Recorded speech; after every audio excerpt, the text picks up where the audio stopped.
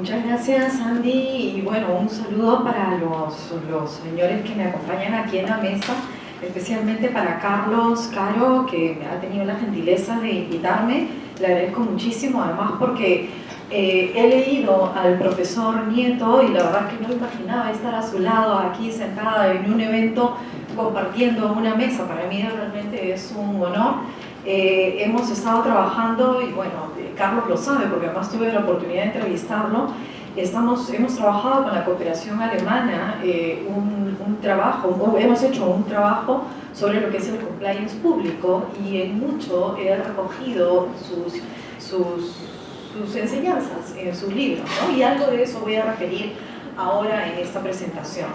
Quizás antes de empezar, yo traje una presentación, pero que no voy a compartirla toda, cosas muy puntuales, pero yo quisiera un poco referirme al tema de cómo nace esta ley, la 3424, y su modificatoria, la 13552. Efectivamente hay todavía algunos vacíos, hay algunos temas que seguramente saltarán en su momento, como bien ha señalado el profesor San Martín, respecto de lo que serán en su momento los criterios de los problemas de imputación que se van a presentar. Pero en su momento, y ya muchos de ustedes saben, que la necesidad de plantear este modelo, este rol que se le asigna la responsabilidad de personas jurídicas, nace en mucho por el impulso que genera la necesidad de participar, o que Perú participe en el marco de la OCDE, ¿no? Sin embargo, no solamente fue la necesidad o el impulso de regular la responsabilidad de personas jurídicas para efectos de la incorporación de nuestro país dentro del grupo de trabajo de cohecho en transacciones comerciales internacionales, sino también que uno de los objetivos que estaba planteado desde el Plan Nacional Anticorrupción, que estaba vigente en esa fecha, era empezar a generar dentro del sector empresarial mayor conciencia del rol que le toca al empresariado respecto de la prevención de la corrupción y la lucha contra la corrupción. De hecho, participaban en la Comisión de Alto Nivel, y participan hasta ahora de la Comisión de Alto Nivel Anticorrupción, que además el doctor César San Martín en algún momento presidió también, pero hubo mucha resistencia en su momento, creo que poco entendimiento de lo que significaba, que no era sancionar a las empresas, sino más bien ayudar a las empresas a generar mayores estándares que les permitieran generar una mayor cultura y por lo tanto prevenir daños colaterales al momento del desarrollo del negocio. Entonces eso es importante. Sin duda queda un margen todavía de definición de cuál va a ser el rol de la Superintendencia de Mercado de Valores. Desde mi punto de vista, modesto punto de vista, es inconstitucional esa prohibición que está dada en la norma, y creo que va a tener que ser modificada en su momento. Entonces, dicho esto, yo quería resaltar que esto fue parte de toda una iniciativa desde la Comisión de Alto Nivel Anticorrupción, que tiene un fuerte componente del sector público, pero también del sector privado. La idea fue lograr que nuestro país se adhiera a los mayores estándares internacionales.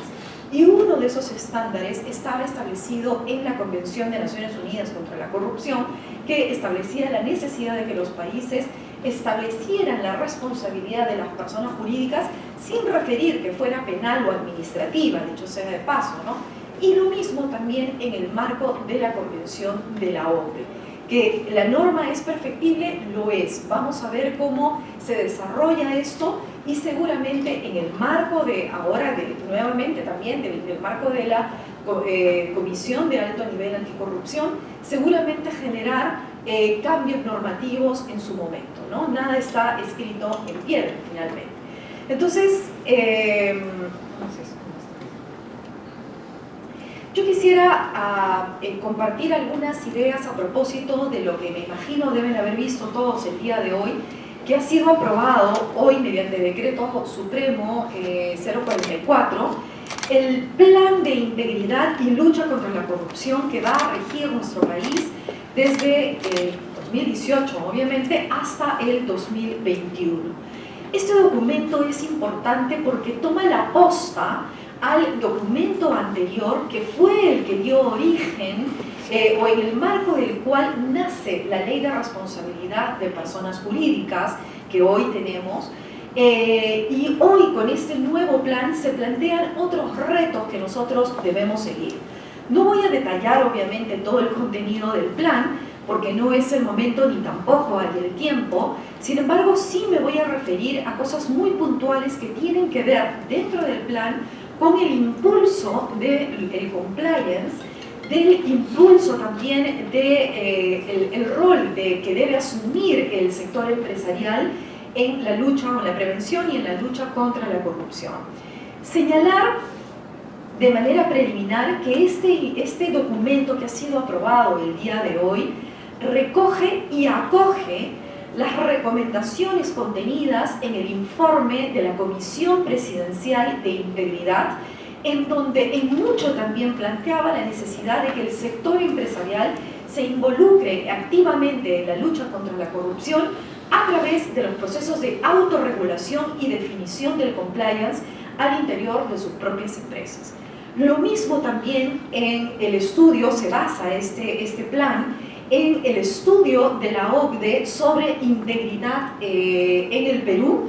Aquí sí no se hace un detalle o un desarrollo de cuál es el rol en el sector empresarial en términos penales, pero sí desde el punto de vista de la necesidad de fomentar mayores acciones en la lógica de garantizar la integridad tanto en el sector público como en el sector privado. Y lo mismo también recoge los compromisos el compromiso de Lima, recientemente suscrito por nuestro país en el marco de la 8ª Cumbre de las Américas. Este plan tiene distintos enfoques y solamente quisiera referirme muy brevemente al enfoque preventivo. Y el enfoque preventivo, aunque pase un poco desapercibido el título de este nuevo plan que hemos aprobado el día de hoy, sí es sumamente importante.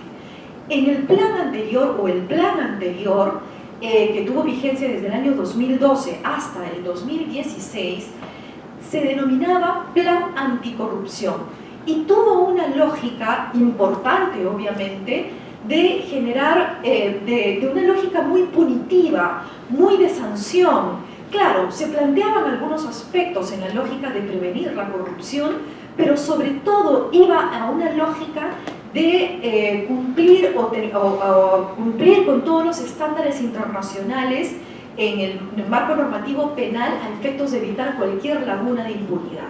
¿Que eso ha sido importante? Sin duda, ha sido importante y por eso el día de hoy tenemos esta ley de responsabilidad de personas jurídicas. Hoy día, sin embargo, la lógica del plan, el enfoque que se tiene es un enfoque más preventivo y por eso el cambio ahora a tener un plan de integridad, un plan nacional de integridad y lucha contra la corrupción. Y principalmente está orientado el plan a generar mayores mecanismos que fomenten la integridad no solamente en el sector privado, en el sector público, sino también en el sector privado. En esa lógica, yo voy a detallar algunas de las acciones que están vinculadas en el plan a la relación empresa-estado, pero también a las acciones que dentro de la propia empresa o del sector empresarial es importante generar. Una primera acción que tenemos contenida en el plan es el impulso a la implementación de los modelos de prevención o compliance en las empresas privadas y públicas. Claro, el rol que tiene el Estado, más allá de haber dado esta norma, la 3424, aparentemente ha quedado ahí. Sin embargo, yo creo que sí resulta importante, y ahí le preguntaría al profesor Nieto, ¿cómo ve también él la posibilidad o el rol del Estado de impulsar y promover que cada vez más las empresas puedan generar estos mecanismos de integridad. Por ejemplo, menciono el caso argentino. Argentina acaba de expedir su norma en materia de responsabilidad de personas jurídicas y resulta muy interesante que Argentina es no es uno de los países, es el único país que plantea como requisito para contratar, para que una empresa contrate con el Estado, que tenga implementado su régimen de compliance, su modelo de prevención. ¿Sería posible eso en nuestro país? Habría que evaluarlo. En algún momento, hace unos años, cuando estaba también en la PCM, trabajamos un proyecto de ley que jamás vio la luz, obviamente, con el apoyo en su momento de algunos compañeros de EY, como Jorge Medina y Rafael no participó directamente, pero con Beatriz Bosa, que es parte de todo el equipo de Rafael aquí presente, trabajamos un proyecto de ley a efectos de ver de qué manera el Estado podía impulsar e incentivar a las empresas a que generen estos mecanismos de compliance. Sea, por ejemplo, como lo que acaba de implementar Argentina, sea, por ejemplo, otorgándole mayores puntajes a las empresas cuando contratan con el Estado, o sea también a través de incentivos y beneficios tributarios. Algunos por ahí, empresarios, también plantearon beneficios desde el punto de vista de la fiscalización laboral. Ahí había bastante discusión, pero en todo caso queda como una tarea a futuro, yo creo, de evaluar hasta qué punto el Estado puede intervenir impulsando eso, ¿no?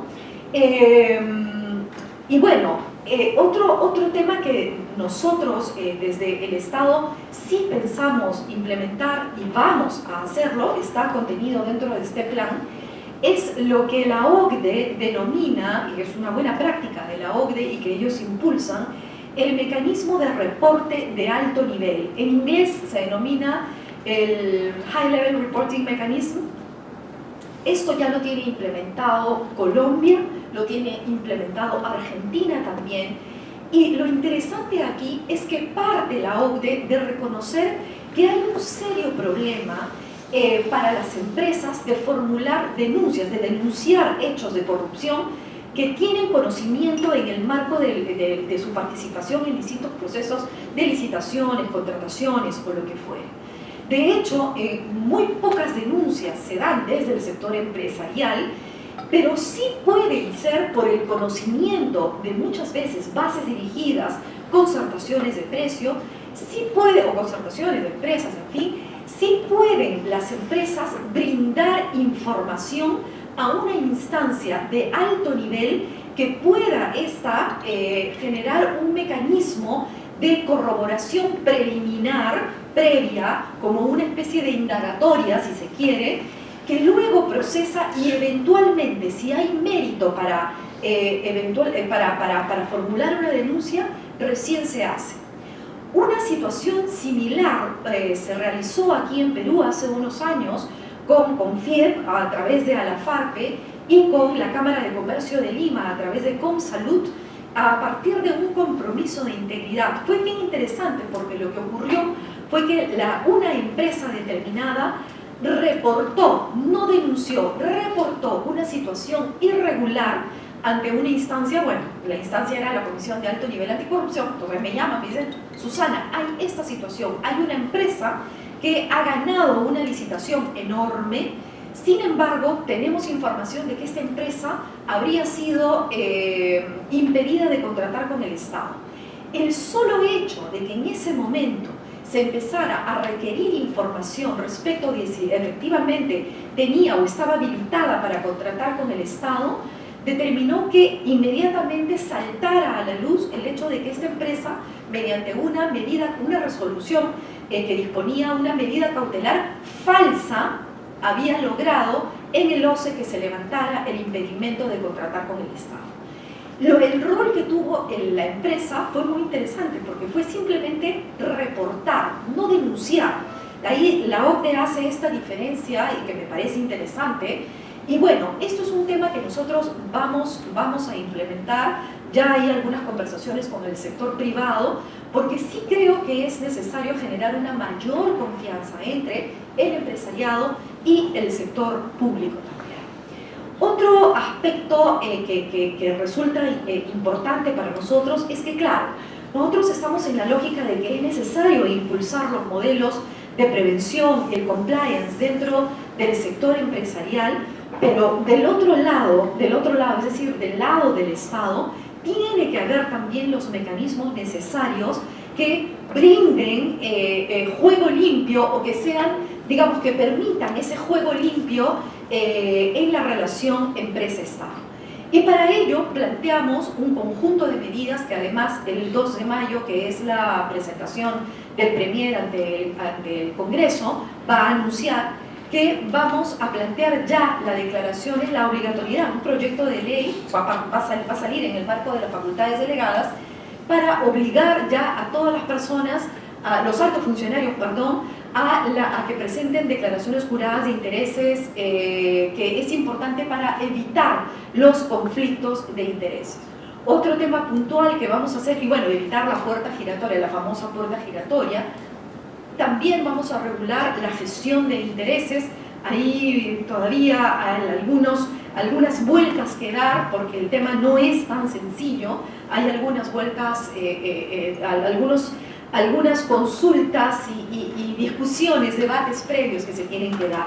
Pero también es necesario que el Estado brinde mayores posibilidades de tener procesos simplificados, una adecuada meritocracia que brinde el soporte necesario para que el Estado desarrolle una labor orientada a la integridad y que lamentablemente tenemos que reconocer que no existe en este momento. Y hay un proceso de reforma de servir, lamentablemente, que se ha quedado un tanto estancado. Bueno, hay otros aspectos también en el marco de combatir la impunidad. En lo inmediato estamos planteando la penalización de aportes ilegales en el marco de las campañas políticas. Va a entrar también como en el marco de las facultades delegadas el financiamiento público de las campañas políticas y también la regulación de la corrupción privada. En los dos primeros ya está bastante avanzado, lo tenemos trabajado con el profesor Fernando Tuesta, hemos tenido unas reuniones de trabajo aquí con Carlos, vamos a tener otras.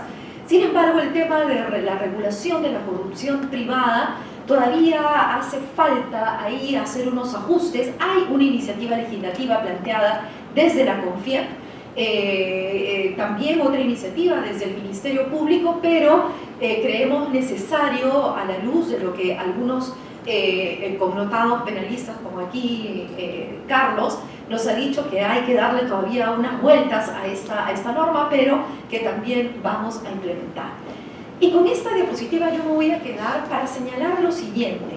El plan contiene un conjunto de medidas que tienen una aplicación de nivel transversal, de nivel macro, que suponen, por ejemplo, el fortalecimiento de la cadena de valor de la Administración de Justicia Anticorrupción, que pasa por el fortalecimiento de la Contraloría, que pasa por el fortalecimiento del Ministerio Público, del Poder Judicial, de las Procuradurías, de la UIF, de la propia Policía Anticorrupción, que bueno, eso es un capítulo aparte también, pero que es necesario fortalecer a cada una de ellas si nosotros queremos tener una verdadera cadena de valor de administración de justicia anticorrupción.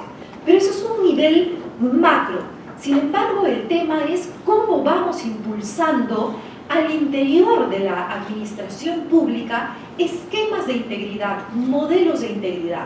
Y es ahí donde yo me apoyo en mucho de lo que ha escrito el profesor Nieto respecto de la necesidad de implementar modelos de integridad que no son otra cosa que, en la administración pública, que no son otra cosa que el public compliance, ¿no es cierto? Y claro, el tema es que en la administración pública existen varios mecanismos, muchos mecanismos que forman parte de lo que debe ser un componente de compliance. Tenemos la transparencia, rendición de cuentas, son obligatorios, transparencia, rendición de cuentas, participación ciudadana, esquemas de denuncia, control interno, control institucional, los mecanismos de denuncia y procesamiento de la denuncia. Y ahora tenemos lo que es las oficinas de integridad institucional, que vendrían a ser las oficinas de compliance, ¿ok? O las oficinas las oficinas de cumplimiento, ¿no? Entonces, estos componentes dentro de la administración pública están presentes dentro de la administración. El tema es que no se miran unos con otros. Y es exactamente el mismo proceso que ocurrió en el sector privado.